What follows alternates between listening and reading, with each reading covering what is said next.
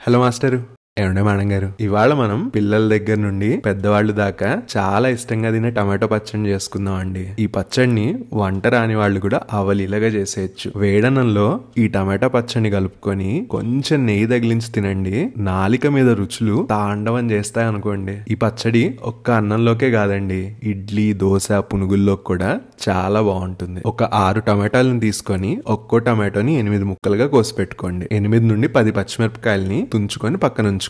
ఒక మందపాటి బాణల్లో వంట నూనెను వేసుకొని ఒక మోస్తరుగా వేడెక్కనివ్వండి. బాణల్లోకి కోసి పెట్టుకున్న టమాటో ముక్కల్ని, పచ్చిమిరపకాయ చీలికల్ని, ఇష్టం ఉంటే 4-5 దంచుకున్న వెల్లుల్లి రెబ్బల్ని, జీలకర్రని, ఒక చిటికెడు పసుపుని వేసి మొత్తం కలిసేలాగా ఒకసారి చక్కగా కలుపుకోండి. చాలా మంది ఈ పచ్చళ్ళలో ధనియాలు, మినపప్పు అవి ఇవి వేస్తుంటారు గానీ అవేమీ అవసరం లేదండి. సింపుల్ గా టమాటో రుచి తెలుస్తూ ఈ పచ్చడి భలేగా ఉంటుంది. ముక్కల మీద మూత పెట్టుకొని మంచిగా మగ్గనివ్వండి. మధ్య మధ్యలో మూత తీసి ముక్కల్ని గెంటతో ఒత్తుతూ మెత్తటి గుజ్జులా అయ్యేలా చూసుకోండి. ముక్కలు ఒక 80% మగ్గిపోయిన తర్వాత చాలా కొంచెం చింతపండుని, రాళ్ళుప్పుని వేసుకొని చింతపండుని మెత్తబడినివ్వండి. టమాటో ముక్కలు పూర్తిగా గుజ్జు గుజ్జుగా అయిపోయిన తర్వాత పొయ్యి మీద నుండి దించేసుకొని మూత పెట్టి చల్లారనివ్వండి. ఒక మిక్సర్ జార్ లో చల్లారిన టమాటో తొక్కుని వేసుకొని ముక్క చెక్కగా ఒక 2-3 సార్లు విప్ చేయండి. నాకెందుకో ఈ పచ్చడి రోట్లో కంటే మిక్సర్ లో కొంచెం రుచిగా అనిపిస్తుందండి. అలాగే ఈ పచ్చడి పుదీనా, కొత్తిమీరతో కూడా చేయొచ్చు.